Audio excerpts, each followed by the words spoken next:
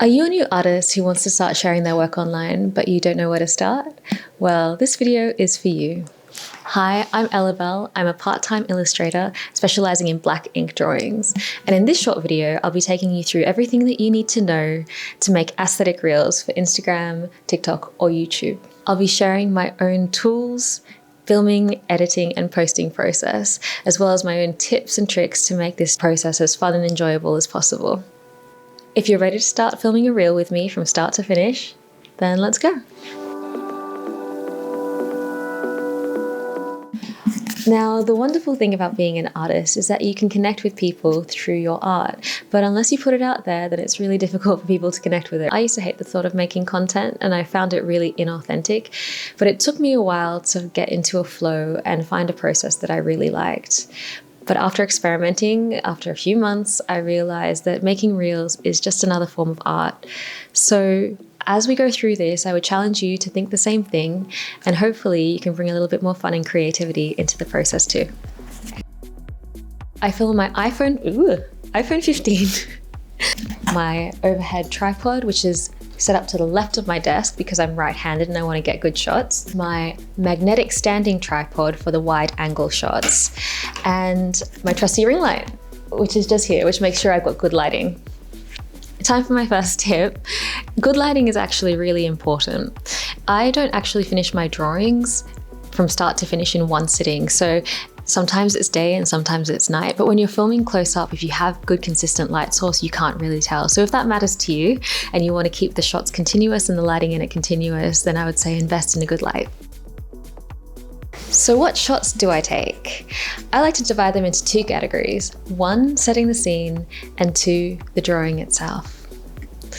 Setting the scene is really important to me because I like to show people, I guess, the process of me sitting down. So it might include a picture of the view outside from the window. It could include panning shots of my desk, me sitting down on my chair and then picking up a pen. Now, all of these are actually really important, and if you keep on watching, I will tell you why. Now, I have two tips for you here. If you are taking a video of something that is static, so like your desk or the view outside, I would slowly pan my camera just very, very slightly to keep the focus and movement and interest in the actual shot. Now, when you have something moving, for example, if it's a video of me sitting down, I would use my magnetic tripod and set that up and keep it still as I'm walking in. So there's always something moving, there's always something that's got interest for the viewer. The next tip is around batching content. These don't have to go all in one reel. You don't want to put like 6 different videos of how you get to the point where you're drawing in one reel. So you can spread them over a few and then actually just focus on your drawings. I might also mention that I love to film in cinematic mode on my iPhone 15. Now, cinematic mode blurs either the background or the foreground and maintains a focus of the viewer. So now we're at the drawing shots. Now, you don't actually have to film the entire process. I like to film in real time just because I find it a little bit more relaxing for me, and it's more closer to the process which I'm actually following. Keeping it in real time also means that it takes up a lot of storage space. So I learned pretty quickly that you don't actually have to film the entire process. You can just pick and choose little parts of the process or the drawing which you like. I don't really even plan this. I kind of like to get lost in the drawing, and when I think about it, I'll just press record, film for 30 seconds of each time. Then you'll have a lot of content to work with. Now, all these shots are really intentional.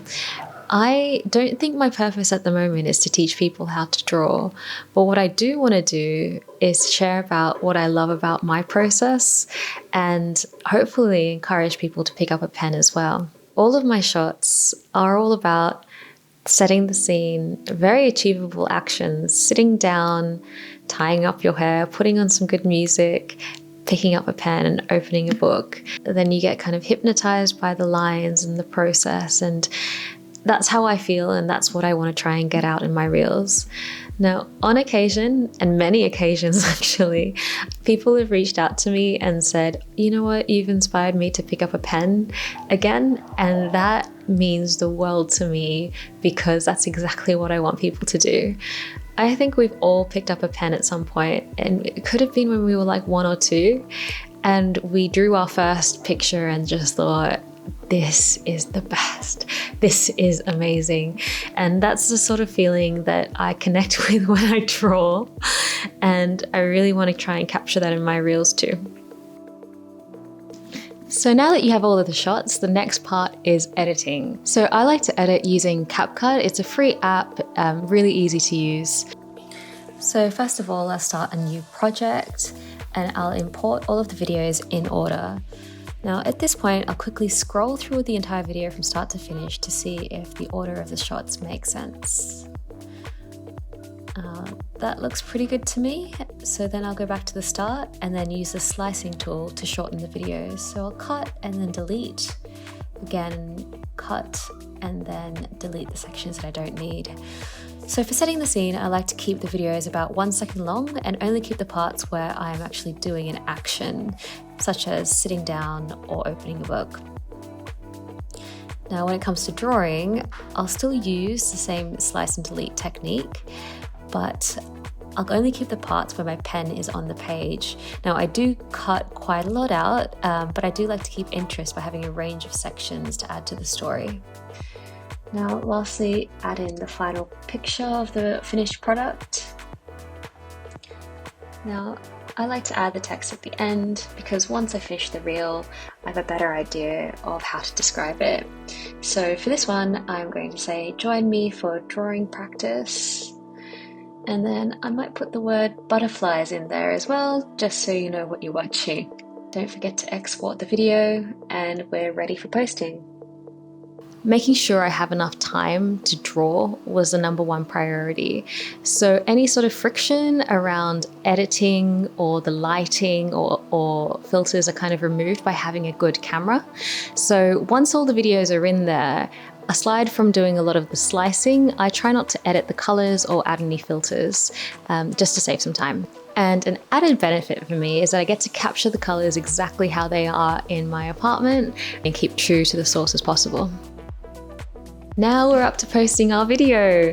I like to post on Instagram, and if you have a professional account, then there are some really cool features that can help you get your reels seen. So the first thing is to go into your professional dashboard and then look at your followers. Once you go into there, you can see what time of day that they are mostly online. For me, it's around 3 p.m. And so just as a general rule, posting around that time means that you can probably get more traction because most people are on. Now saying that, a lot of the reels that went viral for me, it didn't matter what time I was posting. What actually mattered was me getting the video out there. Another thing which you will hear quite a lot is use trending audio. When you're matching your music to your actual reel, you can match it to a number of things. You could match the subject of the drawing, the style, or the line quality, or even the weather. So just get creative with it and have fun. Make sure you add captions and relevant hashtags. Usually at this stage, it's my least favorite part. You've created your whole reel, you've got the music. I'm like, what else is there to say? Again, it's most important that you just get it out there. And here's the final reel. I'm so excited to share this with you all.